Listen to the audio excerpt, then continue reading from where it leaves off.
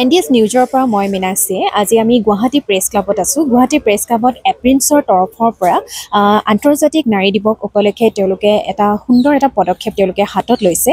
গতিকে এপ্ৰিন্সৰ যিগৰাকী স্বত্বাধিকাৰী আছে তেখেত মোৰ ওচৰতে উপস্থিত আছে। গতিকে তেওঁৰ মুখেৰে আমি এই এপ্ৰিন্সৰ জৰিয়তে তেওঁলোকে যে আন্তৰ্জাতিক নাৰী দিৱসত কেনেদৰে উদযাপন কৰিব সেই বিষয়ে অলপমান জনোৱা হওক। বাইদেউ নমস্কাৰ। নমস্কাৰ। যিহেতু আপোনালোকে আন্তৰ্জাতিক নাৰী দিৱস উপলক্ষে আপোনালোকে বহুত ভাল ভাল পদক্ষেপ হাতত লৈছে, সেই বিষয়ে অলপমান আমাক জনাব। এইবাৰ যোনটো ইণ্টাৰনেশ্যনেল উমেন্স ডে হয় তাৰ যোনটো কেম্পেইন থিম হয় সেইটো হ'ল এক্সিলাৰেট একশ্যন। মানে একৰ্ডিং টু যোনটো ৱৰ্ল্ড ইকনমিক ফ'ৰাম, আমি যদি এইটো ৰেটত প্ৰগ্ৰেছ কৰি থাকোঁ তেনেহ'লে আমাৰ আৰু 5টা জেনেৰেশ্যনো লাগি যাব জেণ্ডাৰ ইকুৱেলিটিটো এচিভ কৰাত।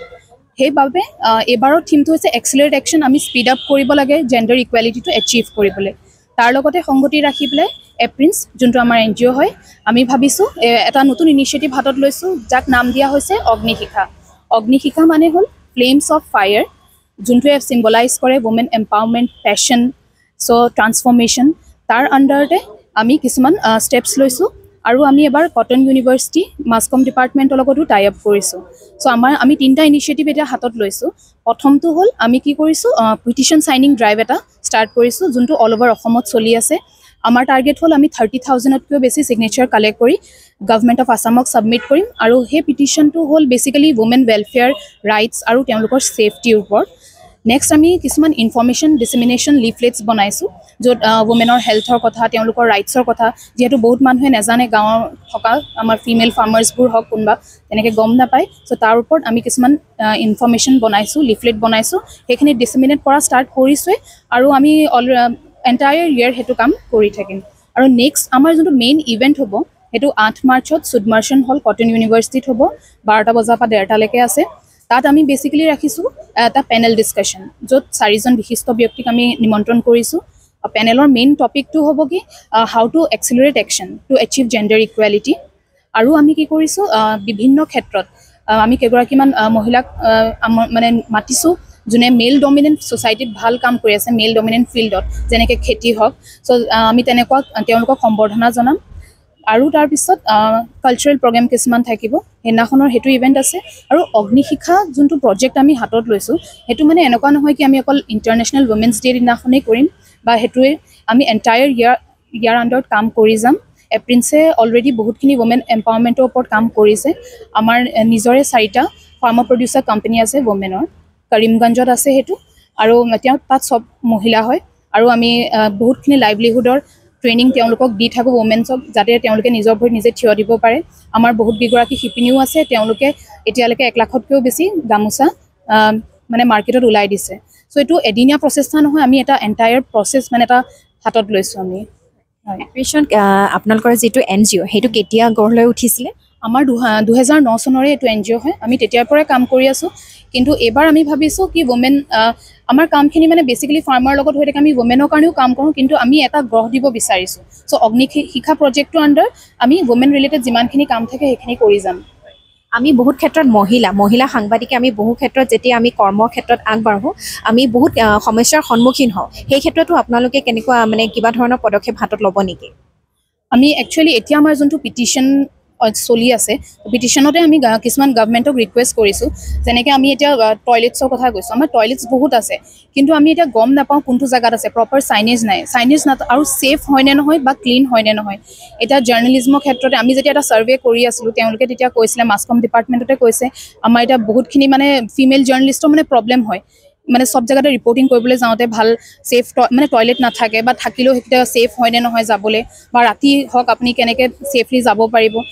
আমি পিটিশ্যনখন সেইটো কাৰণে গভৰ্ণমেণ্টক দিছোঁ, তেওঁলোকেতো কাম কৰিয়ে আছে, তেওঁলোকে যাতে আৰু অলপ ছিষ্টেমটো ভাল কৰে, যাৰ কাৰণে মানে এক্সিলাৰেট কৰিব পাৰোঁ, আমি ৱমেন এম্পাৱাৰমেণ্টৰ প্ৰচেছটো যাতে এক্সিলাৰেট কৰিব পাৰোঁ, জেণ্ডাৰ ইকুৱেলিটিটো সোনকালে পাব পাৰোঁ।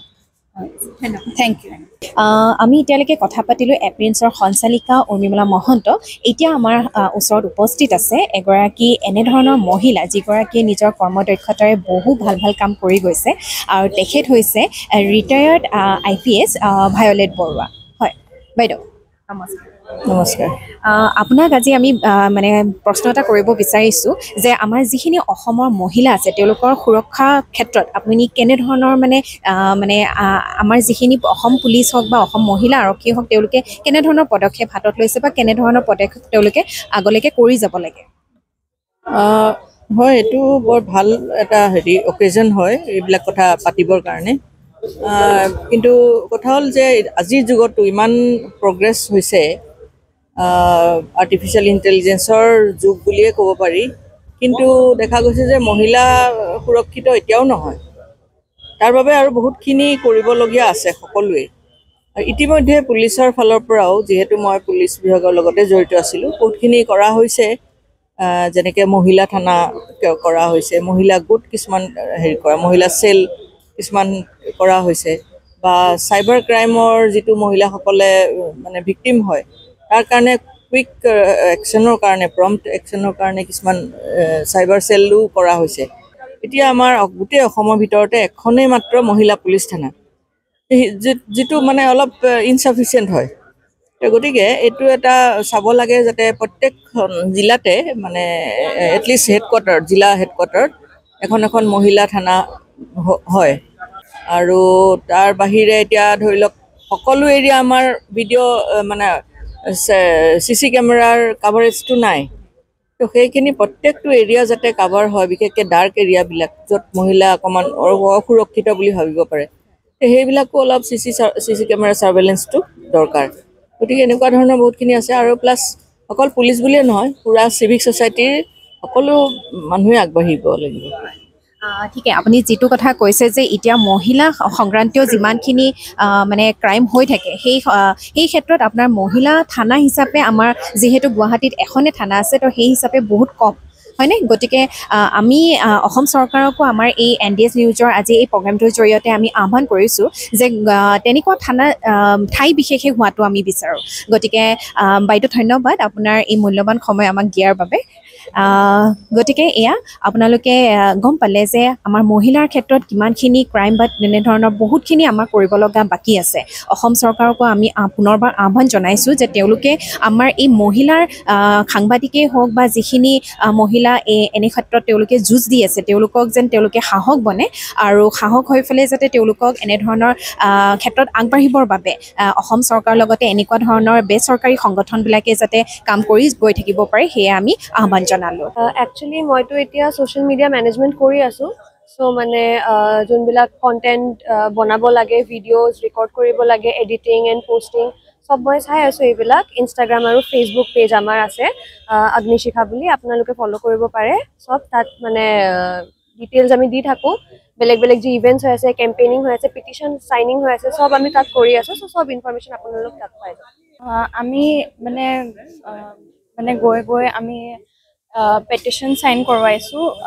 মানে মহিলা বুলিয়ে নহয়, মানে চব মানুহকে আমি কৈছোঁ আমাৰ মানে কজটো যে আমি ওমেন ছেফটি আৰু ছিকিউৰিটি যিহেতু মানে গুৱাহাটীত মানে ইমান মানে আছে, কিন্তু আৰু আমি কাম কৰিব লাগিব।